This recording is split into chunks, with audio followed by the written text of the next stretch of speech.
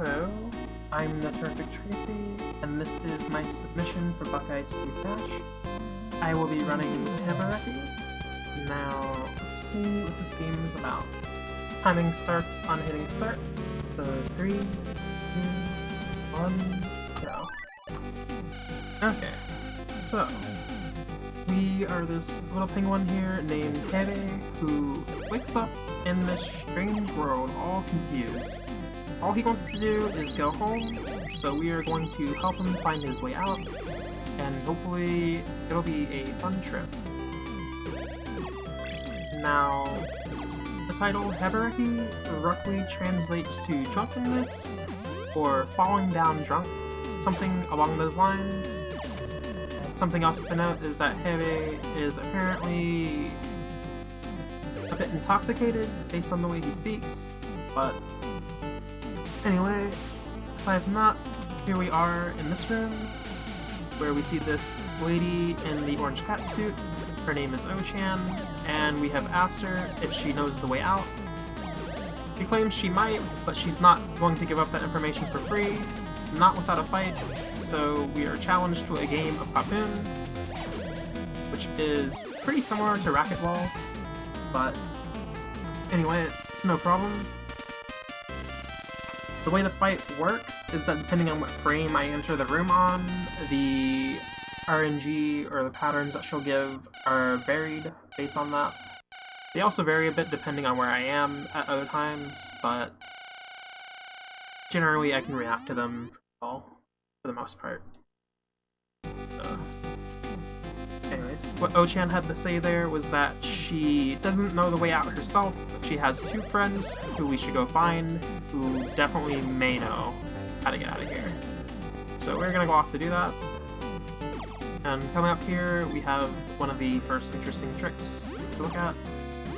So in this game, for whatever reason, when you swap between characters and hold down, it preserves the speed of the character you swap from and converts it over to the other, which is really great, because Hebereke moves the fastest out of anybody, but he cannot walk on ice. He also can't swim in water, and O-chan is terribly slow, so we just go ahead and give her his speed. So again, very nice. Okay, so in going this way, you see what I had done on the wall there, and what I'm about to do right here as well. Oh nice, first try on both.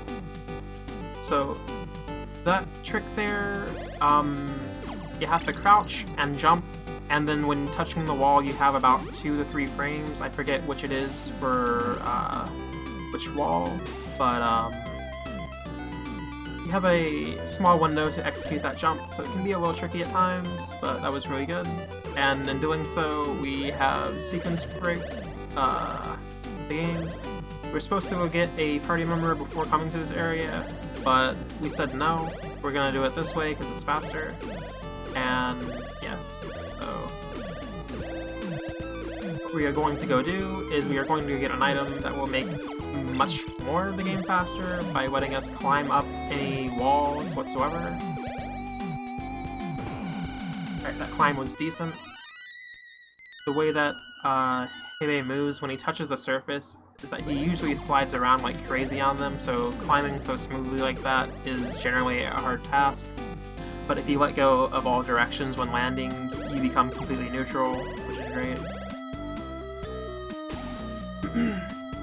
But yes, so we took that egg to that bird guy, who then said thank you, I will take you across to this area, but we don't want to do that because we would actually be unable to progress currently.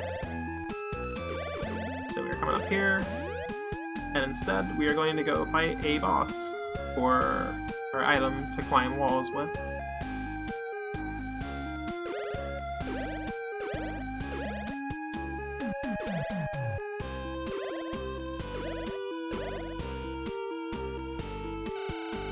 Here's the bird guy again. He wouldn't have let us across if we didn't already give him the egg, so good thing we went to things in the right order first.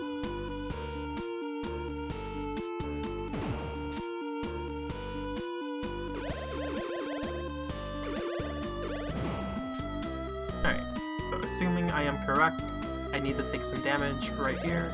Okay, very good. So the way that these fights work is that you want to take enough damage in them to death abuse afterwards, but usually you might have too much health coming into this one. I have just the right amount though.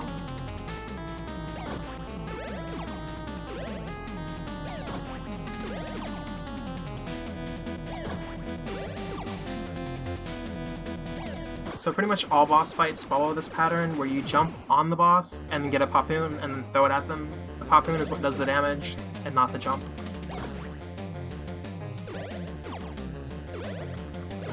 Oh my gosh, I messed that up. Okay, hopefully I can do this better. Actually, I'm confused now. I was supposed to take damage and also hurt the boss on that turn, but I'll try to do it on this turn instead, I guess. I messed up. Oh well. I mean, I guess it's better to be safe than not, but yeah. It was supposed to recoil off the wall, I get hurt, and then it comes back and hits them afterwards. But it's all good. At least I'm not dead. So now I have the suction cups. If I took damage appropriately, I would have climbed up there and gone through the door and died to a bird. I'm just gonna come back here and get hurt by this clown. Works just fine. A bit slower, but it's not the end of the world. So with that done, we are on to this area, which we would come to after getting the other party member first. Alright, very good. Climbing up the walls is a little tedious, but with good mashing, you'll get it down. No problem here. So yes, so now we are going to get the party member who should come last, and then we are going to fight a boss afterwards.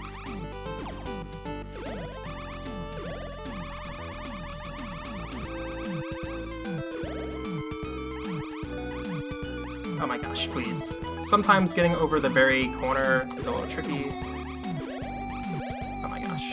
That's a little awkward, but we're fine. So up here, we are going to hit this boulder to use it to block the water passage so we can go on to Jennifer. Jennifer is a green frog-like dude who oddly has the name Jennifer. I guess it was just supposed to be funny. I'm not sure. But yes.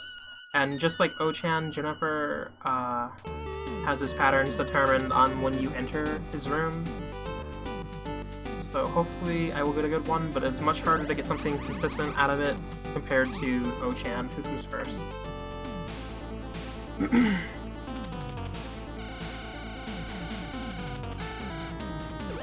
Alright. Okay, see, I did not anticipate him turning around, though I do know that it's something that his patterns can be capable of. It's tricky to just immediately react to that.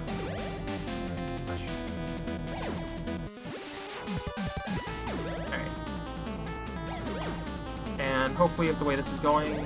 No. Alright, that's not very good. When they grab the Papoon, they can take forever to throw it. Oh my gosh, please. Jennifer, don't do this to me. Alright, that was pretty bad, unfortunately. I could have thrown it way sooner and hit him, but the issue with that would have been that I wouldn't have been next to the wall or the door, because the very last hit, once you hit them, it blocks your movement on the ground. So you want to at least grab onto the wall or land next to the door to minimize the amount of time you lose on that. Oh well. Jennifer can ruin runs, sadly, but for this, I'll just continue on, because it is no big deal. There are bigger things to worry about.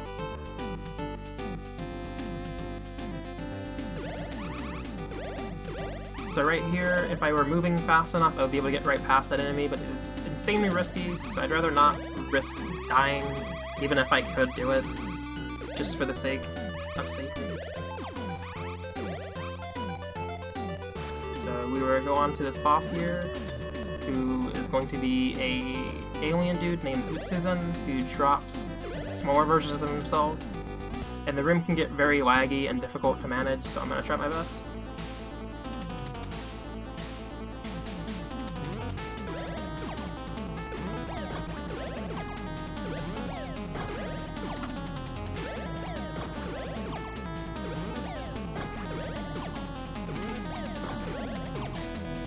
Alright, that went just right. Very good.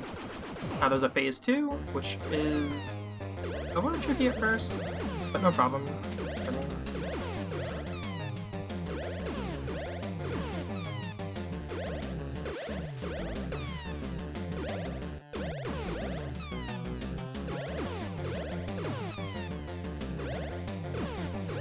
Alright.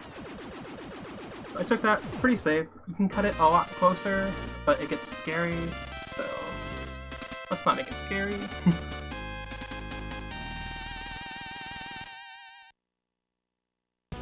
Alright.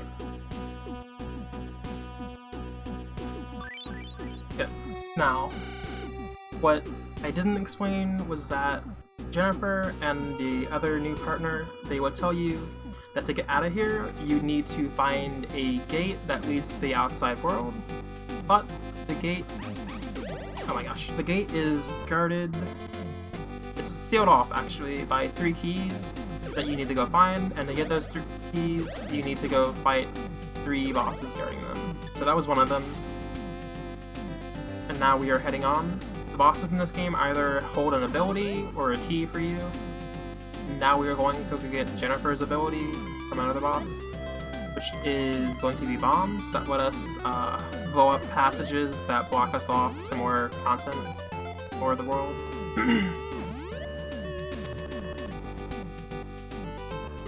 Alright, that was really nice. Oh my gosh, please. Moving with Jennifer through the water gets a little tricky, but it isn't the hardest to get down in the end. Right here we are going to do a little skip with Jennifer.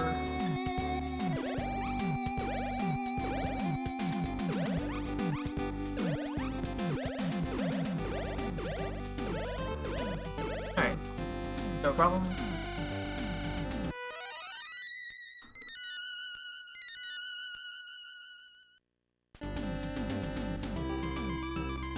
Okay, so yeah, if we had come here before, we wouldn't have been able to progress because we wouldn't have the suction cups, and going down there leads to a dead end because we need to backtrack around. This area gets very laggy. Oh my gosh, please. Very laggy and scary. You don't want to take much damage here. At least I don't. Because you want to use it on the next boss. But anyways, we're here at this faucet. If you came from the other side, you wouldn't be able to turn it on, so you'd have to go all the way around. But now that we got this water here for Jennifer, we can progress. And on to the boss. Now this boss, I don't know the name of, but he is a little tricky. You want to at least have 10 health, so that way you can take your damage on him and still finish the fight successfully. This duck up here gets in the way, really loves to get in the way, tricky to get by, can be doable, but I would probably rather take it safe. Alright, no problem. I don't know why, I think it spits an eyeball. That is really strange, but I can't say I'm too surprised by this game.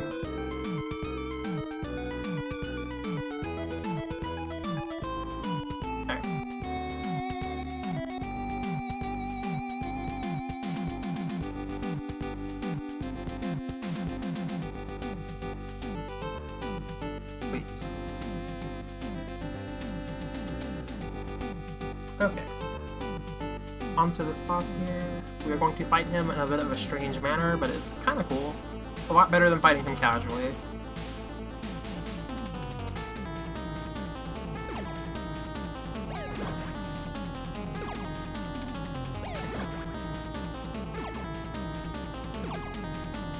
Oh my gosh, please grab it. Okay. Outside of the miss grabs, that was very good. So yeah, just throwing it into the wall to rebound it back into him. A lot faster. Casually, you would have to walk large circles around him to be able to achieve pretty much the same thing, but just without getting him stuck and without getting hurt.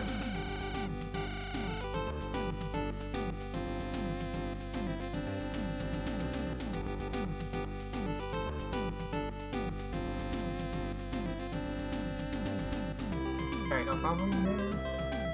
And now we're going to die on this swimming cat. Can we say assume it's a cat? Okay, good. It could just be another human like Ochan, I have no idea. Really strange humans and animal suits here. But anyway, we are going back into the water now, and we are going to go find our partner who should have been third. This one will be a ghost. Oh my gosh. Get in there. Okay, good. And right here, we are moving too fast, so I'm going to swatch to Hebe and then descend slowly, and that'll help me get past this enemy. Because we are going to fight. We're gonna go fight our friend, get him, and then we are going to go fight a boss who is very intimidating, but can be dumbed down, so it's a lot safer. But anyway, so we are coming up on Sukezemon, who is a ghost, and he has long jumps that are very nice. Very handy. He also likes to be extremely troublesome. I'd say even worse than Jennifer is. Oh no, he did not want to get hit. But yes, it is terrible when Jennifer or him take it, because they take forever to throw it. Luckily, he cooperated. But yes, he loves to dodge them. Oh my gosh, please. Alright, that was good enough.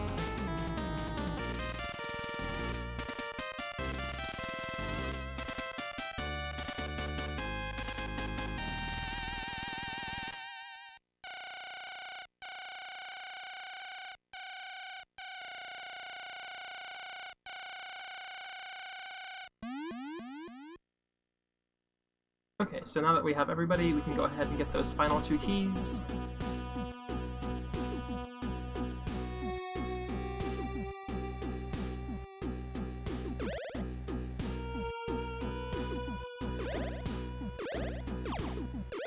Oh, actually, I will take that, just to make confronting this boss a lot easier. I would always do this if I definitely wanted to finish my run, just to make sure this boss can be insane. There is a stupid amount of luck involved.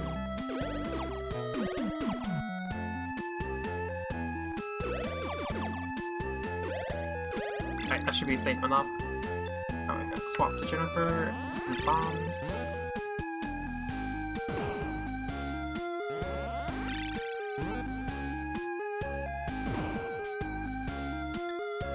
And here we are going to do this trick where we swap to Sukezemon out of Hebe, take his speed and use it.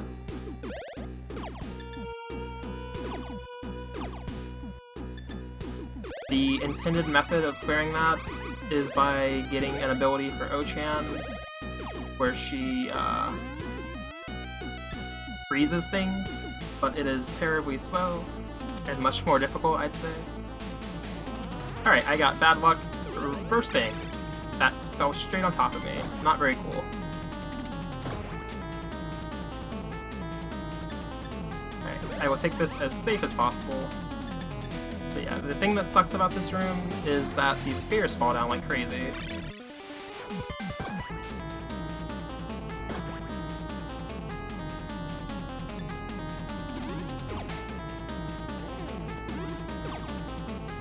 Oh my gosh, please.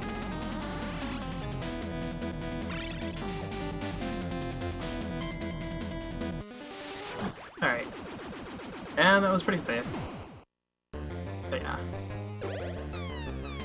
So now that that is over, the second phase is literally nothing. There was apparently supposed to be a planned second phase, but I guess they scrapped it because they figured the first was a little rough to deal with. But yeah, you can definitely lose a lot of time on that, trying to do it optimally, which is very lame. But no problem here.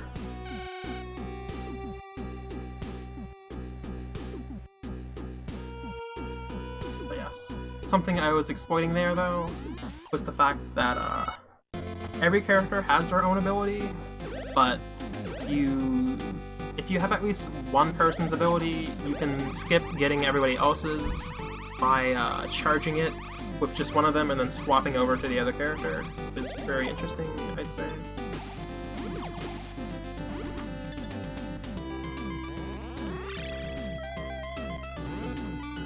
So yeah, so I was charging Jennifer's bombs, and it let me use Sakezemon's attack, which is one of the only attacks that hurts that boss. Oops, I don't know why I switched between the two.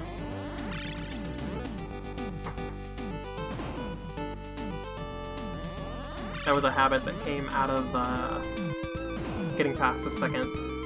There we go. Now it's okay to switch. Alright. So in this area, we are going to do another skip.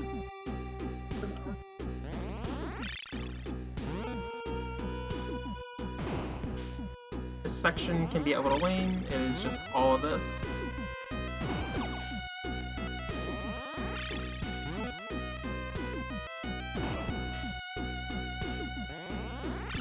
But yeah. Alright.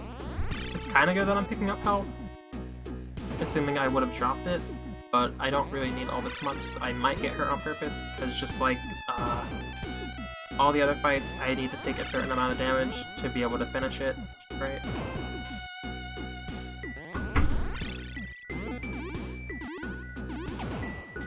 Alright, that is fine. Oops. I goofed. Don't know why I did that. Way too early. Okay.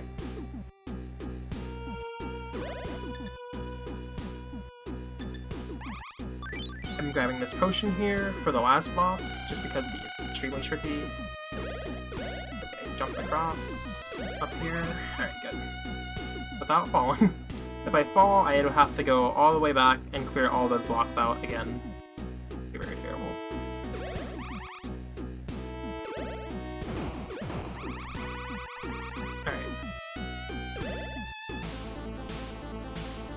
And now we will commence this fight and use Ochan for it.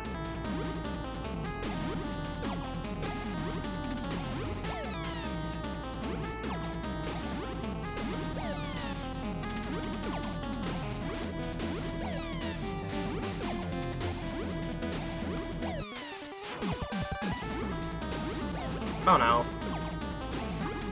Okay, that's pretty lame. That should not have happened. Alright. No problem though.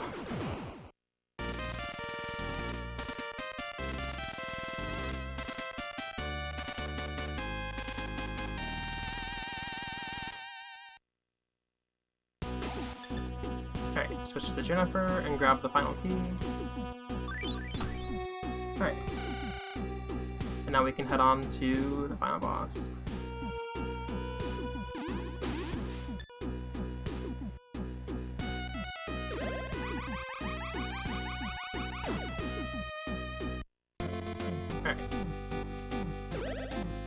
So this final boss can get very difficult in a similar manner to Utsuzan, the spaceship boss, because the room we are in with them can lag like crazy, which is definitely very good for eating inputs, which is definitely something we do not want at all. So hopefully this will go fine. I will try to one-cycle the boss, but I won't be the most surprised if I fail that. But luckily that's what we have our potion for. Alright, so I'm gonna give it my best. Stand in the right spot.